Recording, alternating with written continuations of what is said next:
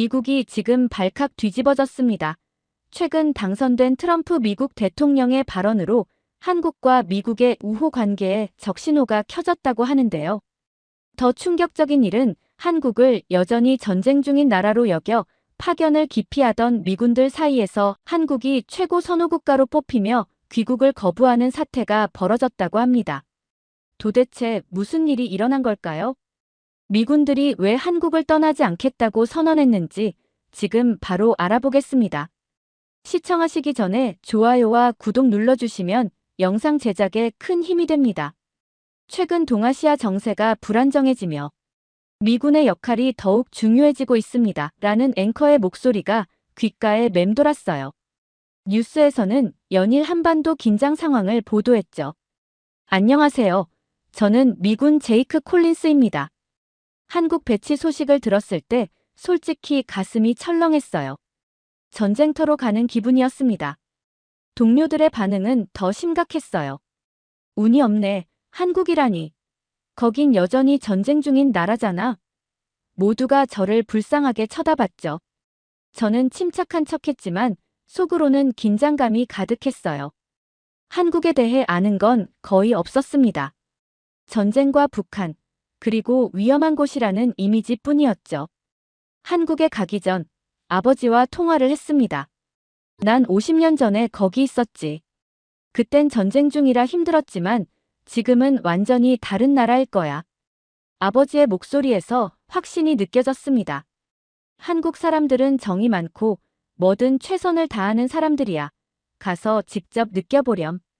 드디어 한국 땅을 밟는 순간 예상과 전혀 다른 광경이 펼쳐졌어요. 인천공항은 제가 본 어떤 공항보다 현대적이고 깨끗했습니다. 자동 체크인 키오스크, 로봇 안내원. 마치 영화 속 미래 도시에 온 것 같았죠. 창밖으로 보이는 서울의 야경은 그야말로 장관이었어요. 이게 정말 전쟁 중인 나라인가? 의문이 들었습니다. 첫날부터 작은 해프닝이 있었어요. 공항에서 캐리어를 잃어버렸거든요. 미국이었다면 도난 신고부터 했을 텐데 한국 공항 직원은 놀라운 속도로 해결해 주었습니다. 잠시만 기다려주세요. 직원이 말한 지 10분 만에 제 가방이 돌아왔어요. 한국에서는 도둑 걱정 안 하셔도 됩니다. 직원의 말에 저는 그저 놀랄 수밖에 없었죠. 부대로 향하는 택시 안에서 창밖을 내다보니 밤늦은 시간인데도 거리는 밝고 사람들이 자유롭게 다니고 있었어요. 특히 여성들이 혼자 걸어가는 모습이 눈에 띄었습니다. 미국에선 상상도 못할 일인데. 저도 모르게 중얼거렸죠.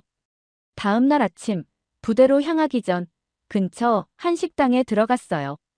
메뉴를 보는데 알아볼 수 없는 글자뿐이라 당황했습니다. 그때 옆 테이블에 있던 직장인처럼 보이는 분이 영어로 말을 걸었죠. 처음이세요? 불고기 정식이 맛있어요.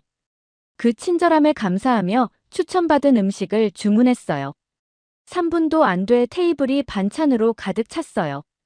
더 놀라운 건 반찬이 계속 리필된다는 사실이었어요. 추가 요금 없나요? 제 질문에 식당 이모님은 웃으며 답했습니다. 여기선 다 무료예요. 많이 드세요. 정말 문화 충격이었죠.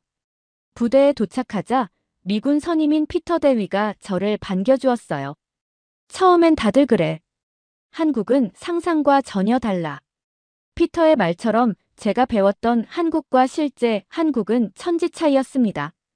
전쟁터라 생각했던 곳이 알고 보니 첨단 기술과 안전, 그리고 정이 넘치는 곳이었죠. 저녁에 숙소로 돌아와 창밖을 바라보며 미국에 있는 가족에게 전화했어요. 여기 정말 상상 이상이야. 아버지 말씀이 맞았어. 한국에 대한 저의 첫인상은 완전히 뒤집어졌습니다. 전쟁터인 줄 알았던 곳이 알고 보니 현대적이고 안전한 마치 천국 같은 곳이었죠. 그리고 이건 한국에서의 제 여정의 시작에 불과했습니다. 이 나라가 앞으로 제게 어떤 놀라움을 더 선사할지 그때는 상상조차 못했어요. 처음 부대 생활을 시작했을 때만 해도 모든 것이 낯설고 빨랐습니다. 한국의 속도에 저는 정말 적응하기 힘들었어요. 빨리빨리라는 말은 한국에서 가장 먼저 배운 단어 중 하나였어요. 부대 숙소에 와이파이를 설치하는 과정은 제게 첫 번째 문화 충격이었습니다. 미국에서는 인터넷 설치를 예약하면 보통 일주일 정도 기다려야 해요. 그런데 한국에서는 당일에 바로 기사님이 오셨습니다. 인터넷 설치하러 왔습니다. 문을 열자 밝게 웃는 기사님이 계셨죠. 그리고 단 30분 만에 작업을 완료하셨어요. 테스트해보니 다운로드 속도가 무려 1Gbps였습니다. 미국에서는 상상도 못할 속도였죠. 이게 정말 가능한 건가요? 제 질문에 기사님은 당연하다는 듯이 답했어요. 네, 표준 속도입니다. 더 빠른 속도도 가능하고요. 그 말에 그저 입이 떡 벌어졌습니다. 그리고 정말 혁명적이었던 건 배달 문화였습니다. 어느 날 밤, 배가 고파 지훈에게 물었죠. 이 시간에 뭐 먹을 수 있을까? 지훈은 웃으며 스마트폰을 꺼냈어요. 여기선 24시간 거의 모든 걸 배달시킬 수 있어. 그리고 30분도 안 돼 치킨, 피자, 심지어 커피까지 숙소에 도착했습니다. 미국에선 상상도 못할 일이었죠. 대중교통은 또 어떻고요? 지하철과 버스가 정확한 시간에 도착하고 출발했습니다. 한 번은 지훈과 서울 나들이를 갔는데 지하철이 2분 늦게 도착하자 사과 방송이 나왔어요. 지연된 점 죄송합니다. 저는 그저 웃을 수밖에 없었습니다. 미국에서는 30분 늦어도 아무도 사과를 하지 않는데 말이에요.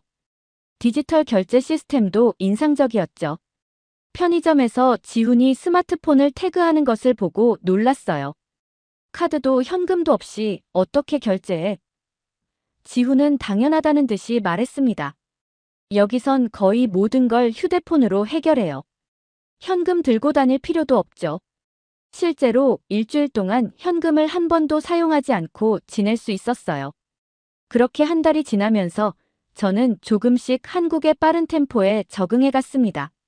처음엔 정신없고 버거웠지만 이제는 이 효율성이 주는 편리함을 즐기게 됐어요. 지훈에게 이런 말을 했죠. 한국에 와서 시간의 가치를 새롭게 배웠어.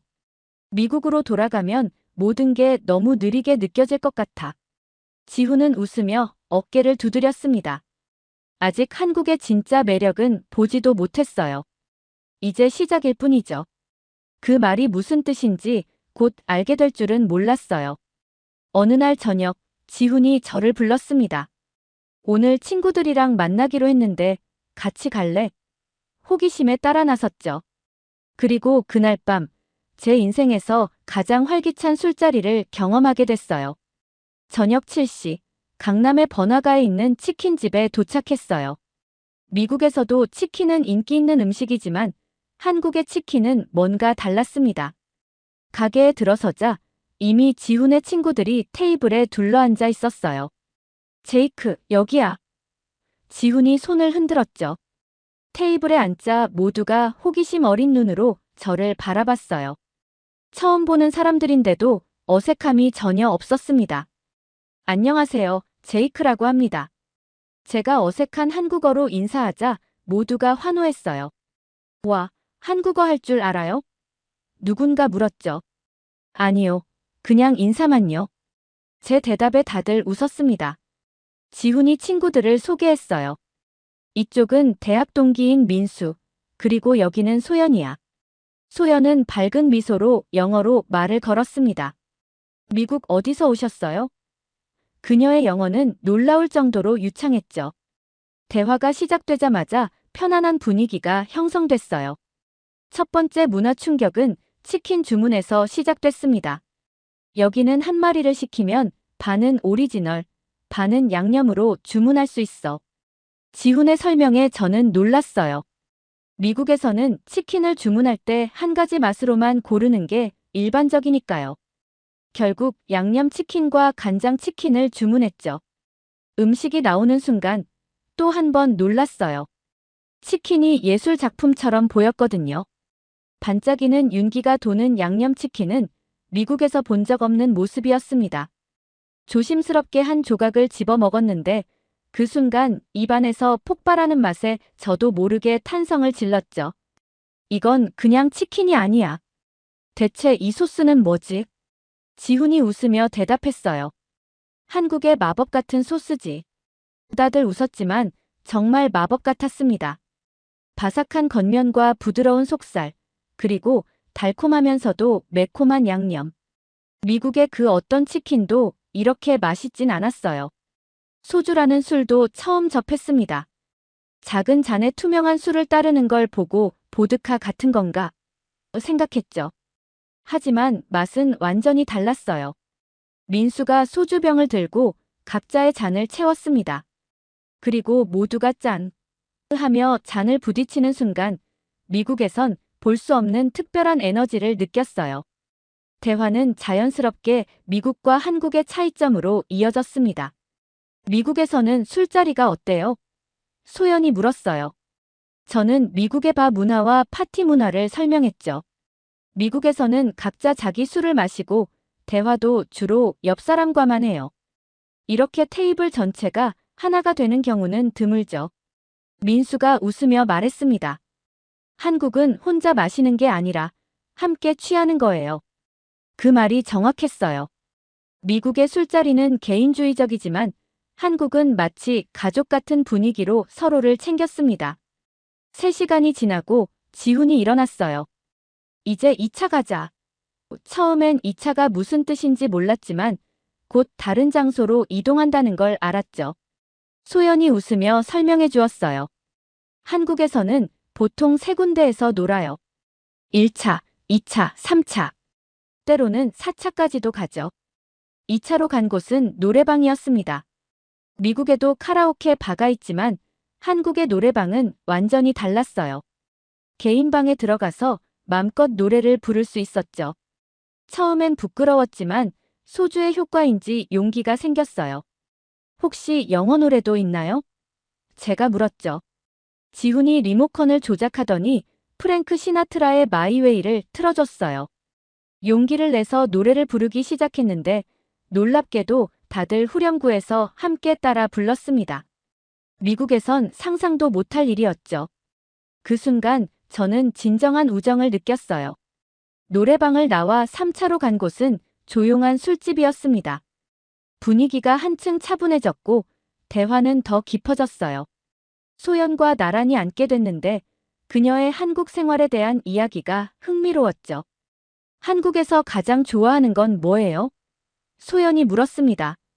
잠시 생각한 후 대답했어요. 안전함이요. 미국에선 이렇게 늦은 시간에 거리를 걷는 게 위험할 수 있거든요. 하지만 여기선 전혀 그렇지 않죠. 소연은 고개를 끄덕였습니다. 맞아요. 저도 밤늦게 혼자 다녀도 별로 무섭지 않아요. 새벽 2시가 넘어 헤어질 시간이 됐어요. 지훈이 제안했죠. 다음 주말에 한국 전통시장 구경하러 갈래? 소연이도 같이 가자. 소연이 밝게 웃으며 고개를 끄덕였어요. 저는 기쁘게 수락했습니다. 숙소로 돌아가는 길, 서울의 밤거리는 여전히 불빛으로 가득했어요. 늦은 시간인데도 젊은 여성들이 혼자 걸어가는 모습이 보였죠. 미국에선 상상도 못할 광경이었습니다. 한국의 안전이라는 문화적 특성에 다시 한번 감탄했어요. 숙소에 도착해 침대에 누웠지만 흥분된 마음에 쉽게 잠들 수 없었습니다. 오늘 밤 처음 만난 사람들과 이렇게 깊은 유대감을 느낀 적이 없었거든요. 특히 소연의 밝은 미소가 자꾸 떠올랐어요. 다음 주말이 기다려지는군. 저도 모르게 미소를 지었죠. 한국 문화의 향연은 소연과 더 친해지면서 시작됐어요. 주말이 되자 지훈의 연락이 왔습니다. 오늘 2시에 광장시장 앞에서 만나자. 약속 장소에 도착하니 소연이 이미 기다리고 있었죠. 연한 핑크색 원피스를 입은 모습이 봄날 같았어요. 제이크, 오늘 재미있는데 데려갈게요. 소연이 환하게 웃으며 말했습니다. 지훈이 도착하고 우리는 먼저 전통시장으로 향했어요. 시장 입구에 들어서자마자 다양한 냄새와 소리가 저를 반겼죠. 미국의 쇼핑몰과는 완전히 다른 세계였습니다. 여기는 60년 넘은 시장이에요. 요즘 젊은 사람들도 많이 와요. 소연이 설명했어요. 정말 그랬습니다. 나이 드신 상인분들 사이로 셀카를 찍는 젊은 커플들, 외국인 관광객들이 어우러져 있었죠. 길을 걷다 한 족발집 앞에서 멈췄어요. 상인이 저를 보더니 외국인 손님, 한번 맛보세요.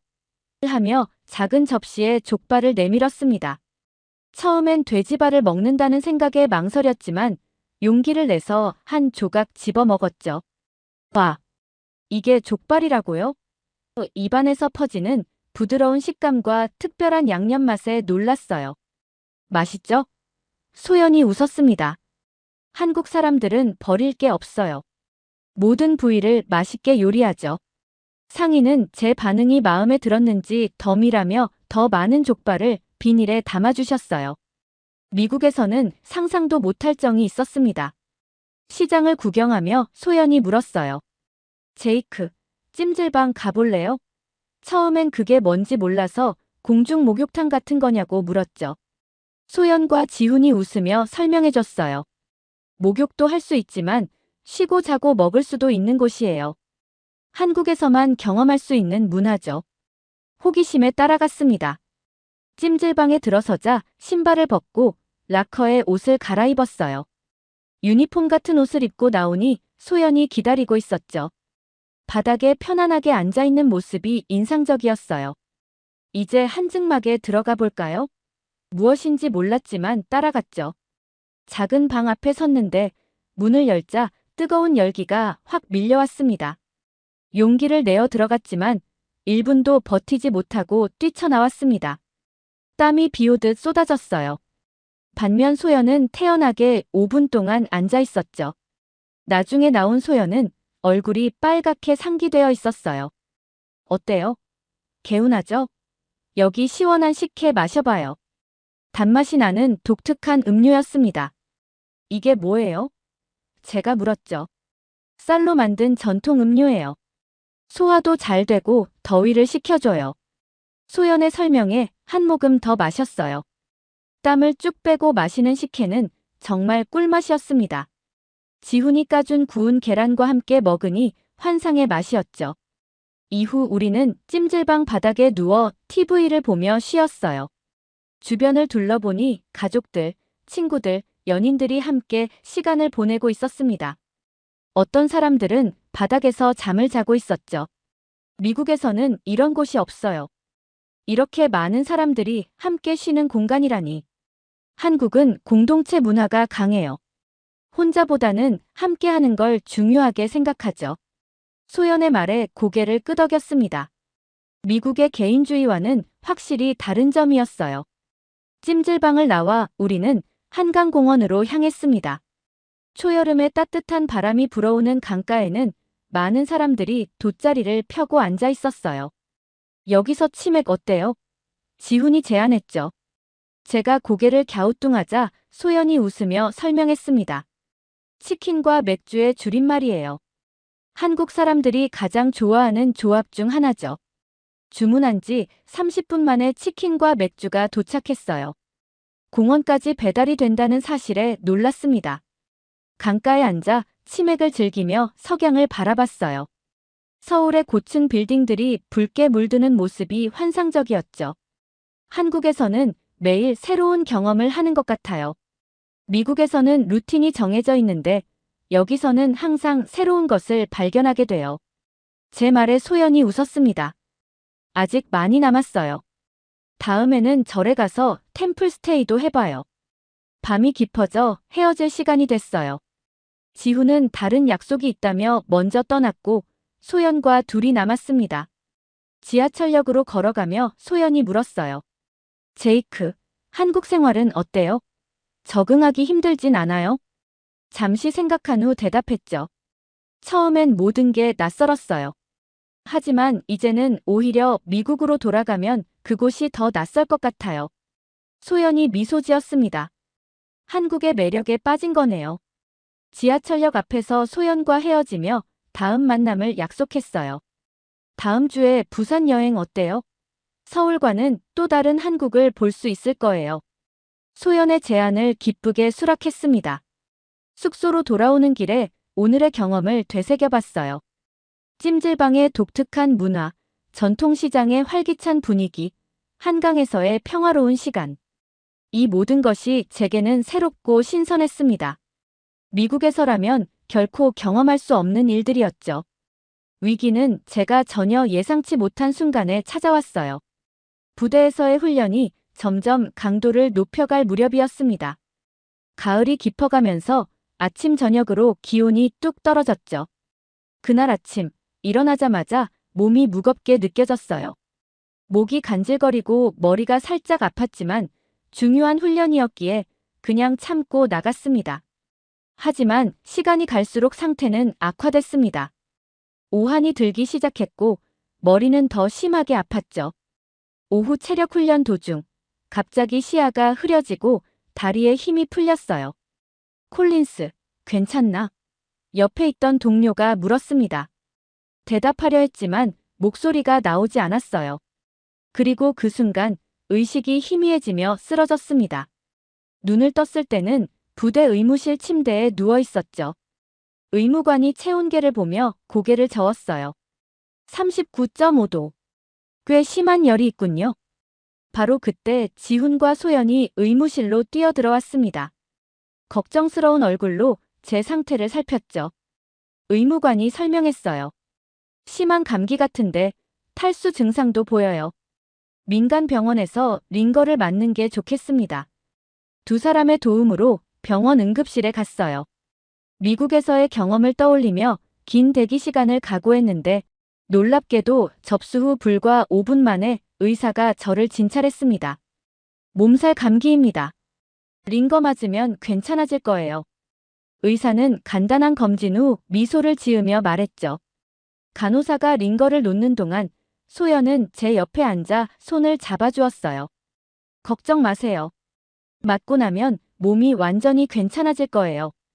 그녀의 다정한 위로가 약보다 더 효과적이었습니다. 1시간쯤 지나자 정말 신기하게도 몸이 가벼워지는 느낌이 들었어요. 두통도 줄어들고 오한도 많이 사라졌습니다. 지훈이 따뜻한 차를 가져왔습니다. 생강차야. 감기에 좋아. 처음 마셔보는 맛이었지만 목을 타고 내려가는 따뜻함이 위로가 됐어요. 미국이었다면 혼자서 약을 사 먹고 끙끙 앓았을 상황인데 여기서는 두 친구가 곁을 지켜주고 있었습니다. 치료가 끝나고 약을 받아 나오는데 간호사가 꼼꼼하게 복용법을 설명해 주었어요. 마치 가족처럼 챙겨주는 모습이 인상적이었습니다. 더욱 놀라운 건 진료비와 링거 비용을 합해도 3만 원 정도밖에 나오지 않았다는 겁니다. 미국에서라면 상상도 못할 가격이었죠. 소연이 제안했어요. 우리 집에서 미역국 끓여줄게요. 어머니가 가르쳐 주신 비법이 있어요. 지훈도 고개를 끄덕였죠. 소연의 작은 아파트에 도착했을 때 이미 저녁이 되어 있었어요. 그녀의 집은 아담하지만 정갈하고 따뜻했습니다. 소연은 부엌에서 미역국을 끓이기 시작했죠. 그 정성스러운 모습을 보며 문득 생각했어요. 한국은 단순한 생활터전이 아니라 누군가 나를 챙겨주는 곳이구나. 미역국의 향기가 집안에 퍼졌어요. 소연이 그릇에 국을 담아 제게 건넸습니다. 조심하세요. 뜨거워요. 첫 숟갈을 입에 넣자 부드러운 미역의 식감이 혀끝에 감겼어요. 미국에서는 한 번도 맛보지 못한 독특한 바다의 향기가 코끝을 스쳤습니다. 국물은 맑으면서도 깊은 감칠맛이 있었어요. 소고기의 담백한 풍미와 미역의 자연스러운 짭조름함이 완벽하게 어우러져 있었습니다. 한 모금 마실 때마다 몸속으로 따스함이 퍼져나가는 것 같았어요. 특히 감동적인 건 소연이 말한 것처럼 이 음식이 아픈 사람을 위한 특별한 음식이라는 점이었습니다. 맛 자체도 훌륭했지만 그 안에 담긴 정성과 배려가 국물에 녹아있는 듯 했어요. 미국에서 캐내든 치킨 수프를 데워 먹는 것과는 완전히 다른 경험이었습니다. 매 숟가락마다 몸이 회복되는 느낌이 들었어요. 단순한 음식이 아니라 치유의 매개체 같았습니다. 이 소박하지만 정성 가득한 한 그릇의 미역국이 제가 한국에서 느낀 모든 따뜻함을 담고 있는 듯 했어요. 식사 후 소연이 약을 챙겨주었어요. 그녀의 세심함에 가슴이 따뜻해졌습니다. 창밖으로 눈이 내리고 있었습니다. 처음 보는 한국의 눈이네요. 아름다워요. 제 말에 소연이 미소 지었죠. 네, 첫눈은 특별하죠. 어릴 땐 첫눈 오는 날 소원을 빌면 이루어진다고 믿었어요. 그날 밤 소연의 아파트에서 창밖의 눈을 바라보며 생각했어요. 미국에서 이렇게 아팠다면 그저 고통스러운 기억으로만 남았을 텐데. 한국에서의 이 경험은 오히려 따뜻한 추억이 되고 있었습니다. 아침에 눈을 떴을 때 열은 거의 내려가 있었어요. 지훈이 아침에 찾아왔어요. 어때? 좀 나아졌어? 제가 고개를 끄덕이자 안도의 표정을 지었죠. 다행이다. 오늘은 푹 쉬어. 훈련은 내가 상관에게 말해놨어. 부대에 복귀한 지 일주일 후 중대장이 중요한 발표를 했습니다. 다음 달부터 한미연합훈련이 시작됩니다. 우리 부대는 한국군 특수부대와 합동작전을 수행할 예정이죠. 이 소식을 들은 미군들 사이에서 웅성거림이 일었어요. 옆에 있던 피터 대위가 귓속말로 말했습니다. 한국군과 함께 훈련하는 건 특별한 경험이 될 거야. 저는 호기심과 약간의 의구심을 가지고 물었죠. 한국군은 실력이 어떤가요? 피터는 의미심장한 미소를 지었어요. 훈련 일정표를 받아든 저는 한국군과의 협력에 대해 여전히 반신반의했습니다. 솔직히 말하면 미군이 한국군보다 훨씬 우수할 거라고 생각했어요. 이번 훈련은 어떤 식으로 진행되나요? 제가 자신만만한 표정으로 물었죠. 피터가 설명했습니다. 한국군과 팀을 이루어 다양한 시나리오에 대응하는 훈련이야. 산악행군, 전술 시뮬레이션, 생존 훈련까지. 꽤 강도 높은 프로그램이지. 그의 말투에서 뭔가 숨겨진 의미가 느껴졌어요. 드디어 훈련 첫날, 저는 한국군 대위 지용과 처음 만났습니다. 제이크 중위님, 만나서 반갑습니다.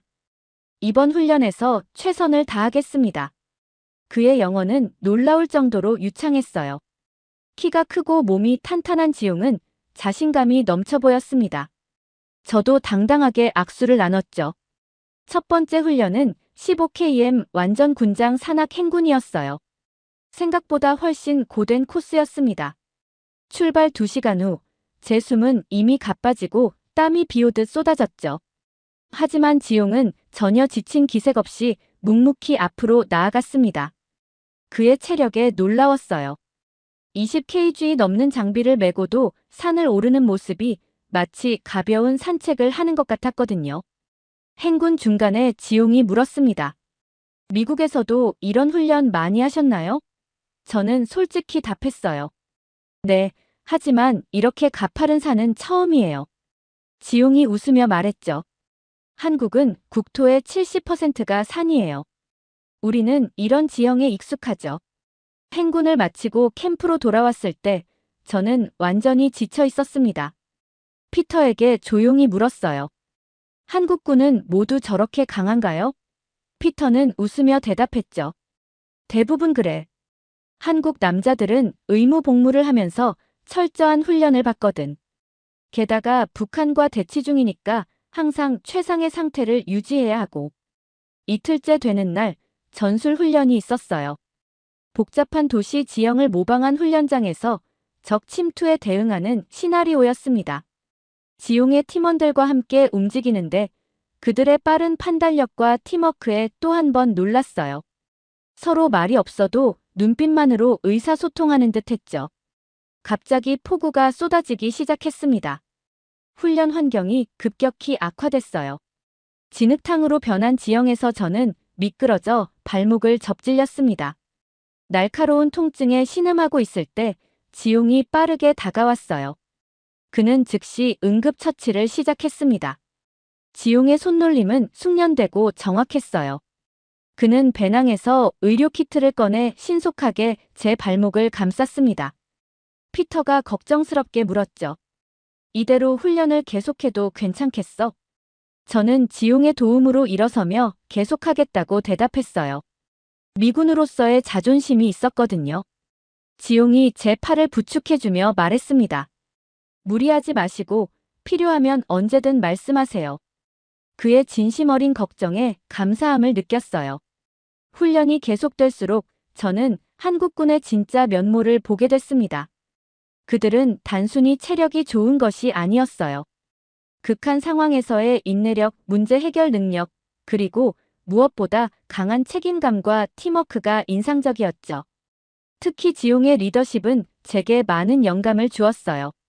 마지막 날, 우리는 팀별 경쟁 훈련을 했습니다. 지용과 제가 이끄는 혼합팀은 다른 팀들과 경쟁했어요. 그동안 쌓아온 호흡이 빛을 발했죠. 저는 미군의 전술을, 지용은 지형 활용 능력을 최대한 발휘했습니다. 결과는 우리 팀이 당당히 1등을 차지했어요. 시상식 후 저는 지용에게 진심으로 감사 인사를 전했습니다. 덕분에 정말 많은 걸 배웠어요. 당신 같은 전우가 있어 정말 자랑스럽습니다. 지용도 미소 지으며 답했죠. 저도 많이 배웠습니다.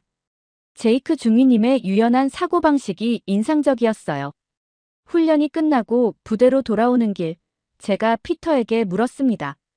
솔직히 말해서 한국군이 미군보다 강한 것 같은데요? 피터가 고개를 끄덕이며 대답했어요. 특히 체력과 정신력은 한국군이 최고지. 북한과 대치하는 상황에서 늘 최고의 상태를 유지해야 하니까. 이제야 깨달았어요. 한국은 우리의 도움이 필요한 약한 나라가 아니라 강력한 동맹국이라는 걸요.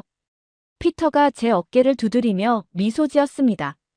그날 저녁, 저는 피터와 지용을 함께 저녁 식사에 초대했어요. 삼겹살집에서 우리는 훈련 이야기를 나누며 웃었습니다. 고기를 구우며 지용이 한국에 대한 인상이 어떻게 바뀌었는지 물었죠. 처음엔 한국을 그저 미국의 보호가 필요한 나라라고 생각했어요. 하지만 이제는 알아요. 한국은 독립적이고 강한 나라라는 걸. 그리고 우리는 서로를 필요로 하는 동맹이죠. 지용의 눈빛이 따뜻해졌습니다. 피터가 소주잔을 들었어요. 한미 동맹을 위하여. 우리 셋은 잔을 부딪히며 깊은 우정을 확인했죠.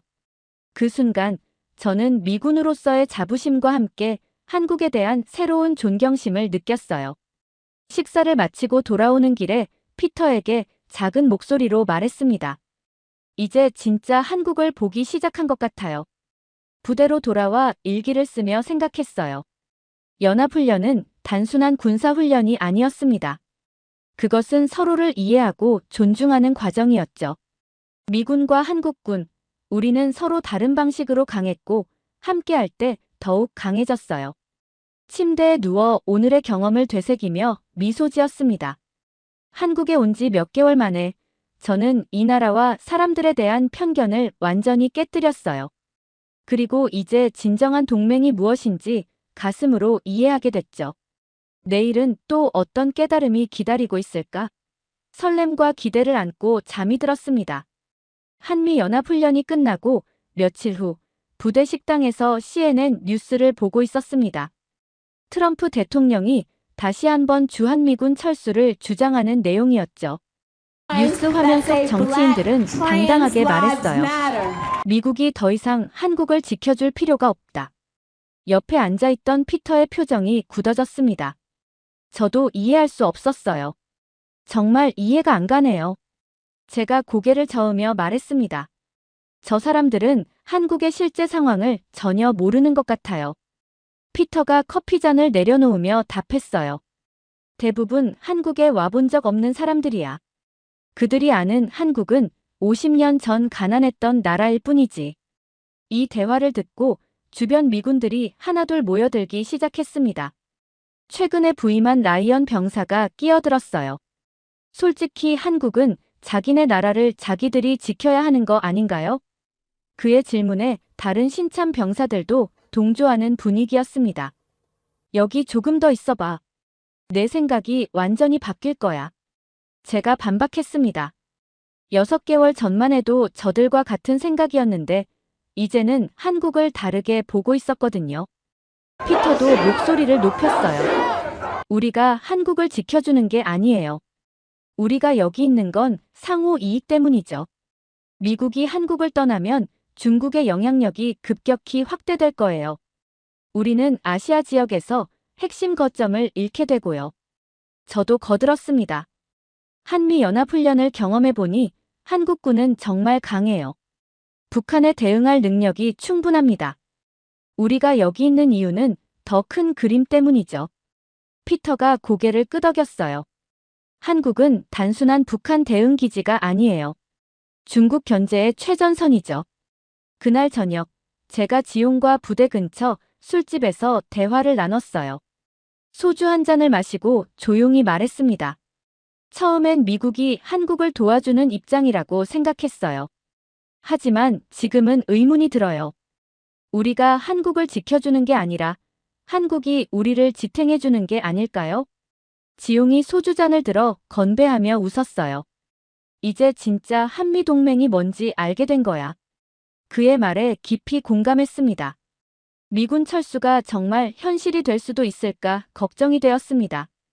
다음 날, 저와 지용은 수원 공군기지에서 열린 미군 장성의 브리핑에 참석했습니다. 그곳에서 들은 말이 제 생각을 더욱 확고히 했어요. 주한미군의 역할은 북한 견제만이 아닙니다. 우리는 동북아시아의 안전과 미국의 영향력 유지를 위해 여기 있습니다. 한국은 아시아 전략의 핵심 축입니다. 브리핑 후 저는 조용히 말했어요.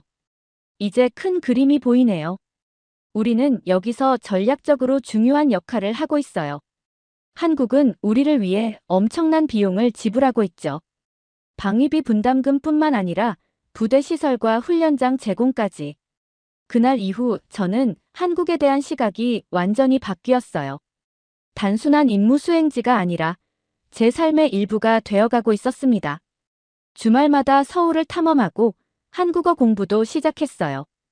부대 밖에서 만난 한국인 친구들도 점점 늘어갔습니다. 한국에 온 지 6개월이 지난 어느 날, 저는 평택의 한 카페에서 지용과 만났어요. 비가 내리는 창밖을 바라보며 깊은 생각에 잠겼습니다. 아이스 아메리카노 하나 주세요. 제가 서툴지만 또렷한 한국어로 주문했죠. 지용이 놀란 표정으로 물었어요. 한국어 공부하고 있었네. 제가 미소 지으며 답했습니다. 네, 2달 전부터요. 한국에 더 오래 있고 싶어서요. 지용이 의아한 표정을 지었어요. 저는 잠시 생각에 잠긴 후 조용히 말했습니다. 저녁 후에도 한국에 남을까 합니다. 처음엔 위험하고 불편한 곳이라 생각했는데 지금은 떠나기 싫을 만큼 애착이 생겼어요. 미국보다 더 안전하고 편리하고 코리안 드림을 꿈꾸게 된 것 같아요. 그 후 저는 더욱 열심히 한국어를 공부하고 주말마다 서울을 탐험하며 한국인 친구들을 사귀었어요. 소연과도 더 자주 만났습니다. 그녀는 제 한국어 선생님이 되어주었고 저는 그녀에게 영어를 가르쳐 주었죠. 소연과 함께한 시간들은 제게 특별했어요. 그녀와 한국의 사계절을 경험하며 저는 점점 이 나라에 뿌리를 내리고 있었습니다. 봄에는 벚꽃 축제, 여름에는 한강 피크닉, 가을에는 단풍 구경. 그리고 겨울, 우리는 남산에서 눈 내리는 서울을 바라보며 서로의 마음을 확인했어요. 한 달 후 결심한 표정으로 지용을 찾아갔습니다. 복무 기간이 끝나면 한국에 남기로 했습니다. 지용이 제 손을 잡아주며 말했어요. 축하해. 좋은 결정이야. 이곳에서 새 삶을 시작하는 게 두렵지만 기대가 더 커요. 미국에서는 느끼지 못했던 안정감과 기회가 여기 있는 것 같아요. 제 마음은 이미 결정되어 있었습니다. 물론 부모님은 처음엔 놀라셨지만 화상통화로 제가 한국에서 얼마나 행복한지 보시고는 이해해 주셨습니다. 저녁 준비를 시작하며 소연과 함께 서울에서 작은 아파트를 알아보기 시작했습니다. 용산구의 한 오피스텔을 계약했어요. 작지만 아늑한 공간이었죠. 국제학교에서 영어 교사 면접도 받고 결과는 성공적이었습니다. 해질녘, 저와 소연, 그리고 지용은 평택 언덕 위에서 도시의 불빛을 내려다보았어요. 제가 조용히 말했습니다. 이곳이 제 새로운 고향이 될 거예요. 소연이 제 손을 잡았고 지용은 어깨를 두드리며 미소 지었습니다. 환영해, 새로운 한국인. 그날 밤 숙소로 돌아와 창밖을 바라보며 생각했어요. 한국에 오기 전 저는 이곳을 위험한 전쟁 지역으로만 생각했습니다. 하지만 지금 한국은 제게 새로운 꿈과 가능성의 땅이 되었어요. 미국에서의 아메리칸 드림 대신 저는 이제 코리안 드림을 꿈꾸고 있었습니다. 저녁 일이 다가오자 부대에서는 작별 파티를 열어주었어요. 동료들은 놀라워했죠. 정말 한국에 남는 거야? 제가 확신에 찬 목소리로 답했습니다. 네, 이곳에서 새 삶을 시작할 거예요. 피터가 건배를 제안했어요. 제이크의 새로운 시작을 위하여. 모두가 잔을 들었고 저는 감사함을 느꼈습니다. 이들과의 시간이 제 인생을 바꾸어 놓았으니까요. 마지막 날 군복을 벗고 민간인 옷으로 갈아입었어요. 부대 정문을 나서는 순간 이상한 감정이 밀려왔습니다. 미군으로서의 정체성을 내려놓고 한국에서 새 삶을 시작하는 거였죠. 불안함도 있었지만 설렘이 더 컸어요. 소연과 지용이 정문 앞에서 기다리고 있었습니다. 우리 셋은 함께 미래를 향해 걸어갔습니다. 저는 뒤돌아보지 않았어요. 앞으로의 길이 험난할 수도 있겠지만 한국에서 배운 강인함과 친구들의 지지가 있으니 두렵지 않았거든요. 서울로 향하는 차 안에서 창밖의 풍경을 바라보며 생각했어요. 주한미군으로 왔다가 한국인이 되어 돌아가는 군인. 내 이야기가 또 다른 미군들에게 영감이 될 수 있겠지. 마침내 서울에 도착해 우리의 새 아파트로 들어섰습니다. 작지만 깨끗하고 아늑한 공간이었어요. 소연이 준비한 환영 저녁 식사가 테이블 위에 놓여 있었고 벽에는 환영해 제이크라는 배너가 걸려 있었죠. 그 순간 저는 확신했어요. 이것이 바로 제가 찾던 삶이라는 것을. 한국은 더 이상 임무 수행지가 아니었습니다. 이곳은 제 새로운 고향, 제 꿈이 시작되는 곳이었어요. 한국에서 살면서 한국인들이 이뤄낸 변화에 매일 감탄하고 있습니다. 이제는 많은 미군들이 코리안 드림을 꿈꾸는 시대가 되었어요. 기적 같은 발전을 이뤄낸 선조들의 노력에 다시 한번 감사드립니다. 오늘의 사연은 여기까지입니다. 긴 영상 시청해주셔서 감사합니다.